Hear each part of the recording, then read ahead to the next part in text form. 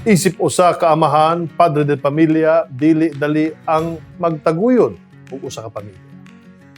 Magkaanak man og usa, duwa o pila pa man, muhatag kini kanimo ug kalipay. Apan dili mawagtang andala nining pagsunod.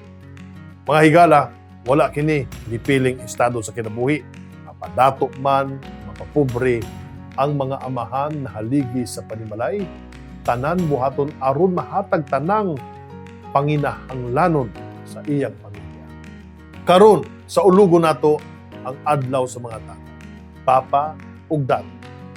Pasidungganan ang mga solid ug lakas. Apan pumuk ug kasing-kasing. Mga papa, Happy Father's Day kanato. Let us watch this. Itay, tatay, papa, ug superhero nga giisip sa uban. Sila ang mga haligi sa pamilya, kaabag sa mga panginanglan, mga amahan nga andam mo sa gubang, sa bisan unsang hagit nga matagamtaman. Mahatag lang sa anak ug sa kapikas ang kinabuhing gihandom sa tanan.